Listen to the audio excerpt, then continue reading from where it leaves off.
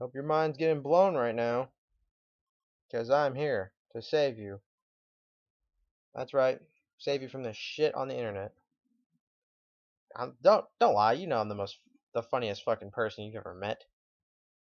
I could be a fucking comedian, but not really, because I'm a fucking idiot. Now on to this fucking movie review. Age of Adaline. Why are you reviewing this, you fucking idiot? You don't review romantic movies? Well, that's because it was the only thing I was willing to watch. I didn't want to watch Paul Blart, not because of the time scheduling, but I don't have thick enough skin to watch that shit heap yet. I have to call Paul Fart. Yeah, atrocious comedy, I know. Or I was gonna watch Ex Machina because it said it was in a theater near you, and I was like, ooh, that's a movie I've been anticipating on my list that I haven't written down yet. But then it turns out it's not in the theater, and I was like, what the fuck? And then I saw Adaline on the list of movies that were coming out today, and I was all like, really? I have to fucking stick with this? Fine. Let's to say, I actually love this movie, even though I originally thought I would hate the shit out of it. Getting to why I love it right now. First off, the story. The the first half was pretty slow. There was some backstory, some flashbacks, and I was like, okay, it's not getting great. And then we pick up in like the beginning half, the other half, and I was like, wow, this is pretty great storytelling actually. Less to say, I didn't really enjoy the part where she's immortal. It doesn't add magic, which I love they didn't do because I'm tired of magic being a huge scheme in like romantic movies. But it doesn't make sense. It has an interstellar kind of feel, like doesn't make sense to it. But I still like the inclusion of science to it. But then there's some parts that were just like there for dumb reasons, like her dog dying, and she gets pissed at the Jesus-looking guy who's her love interest. She talks to her daughter for a bit.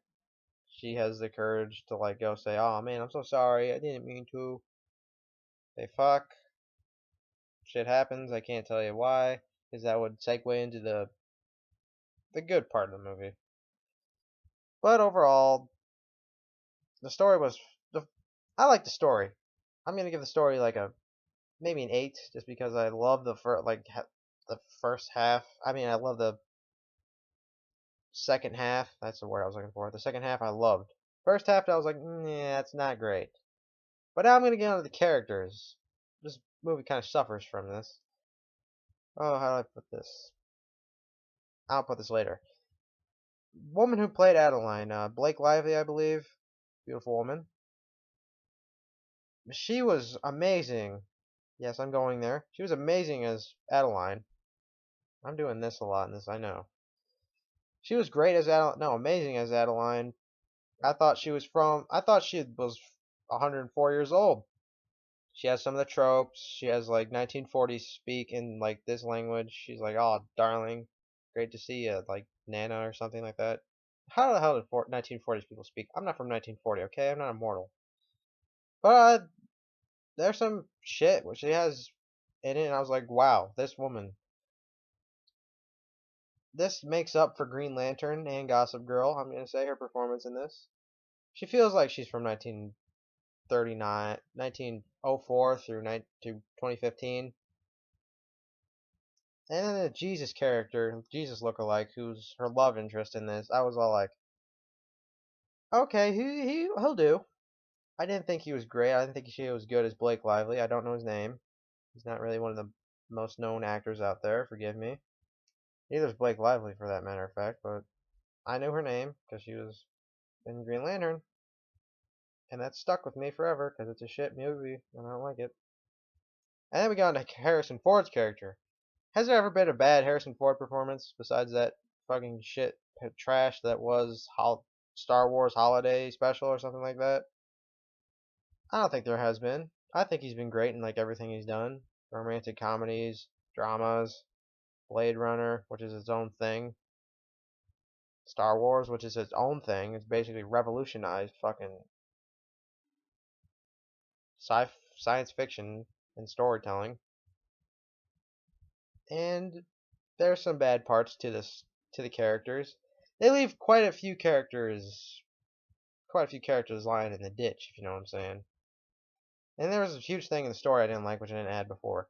Adeline's dog was used as like, did I say this before? No, Adeline's dog was used as like a plot device, and I was like, man, that's just dumb. Ooh, your dog's dying. You've been through generations of this dog. This dog's like the fucking 19th generation she's known of the same looking dog. Let me just say this. Never use a dog as a plot device. Unless it's like a stupid fucking animal movie. There, I said it, I don't like animal movies, okay? Documentaries of animals, animal-like movies, anything with animals in it, I don't really, like, buy. I don't like, I didn't really like some of the characters in it, to be honest. Her daughter, for one, she felt like shoehorned in there for a plot device so she can have reason to date the Jesus-looking guy. There could have been so much potential with her daughter. Then we have Harrison Ford's wife, who's like, I'm jealous. And the dog. And her best friend, who's blind, so she'll never know she'll age, which is a stroke of genius, but I wish they just went more there. The worst is the daughter. That's just worse. They could have so much done with her. But overall, I'm gonna give this score ding ding ding ding ding ding ding ding ding ding ding ding, a fucking 8 out of 10. I love this movie. It's pretty great. Is that what I put for a 9? A great, an 8, great. I put 9 amazing, 10 excellent. Yeah, it's a great movie. I'd recommend watching it with a girlfriend or by yourself. I liked it. Okay, just suffice to say, if you're a guy who's like macho and chugging down energy drinks all the fucking time and lifting, and who watches me, you might want to see this with your girlfriend. And then, afterwards, you know what happens afterwards. The Titanic effect. There. That's your review. Hope you loved it. Hope your mind was blown. But what am I kidding? Your mind was blown. I even blow my own mind when I watch these fucking things afterwards, and then I reminisce about how stupid I am when I fucking do these. Oh, and stay tuned for Paul Fart 2.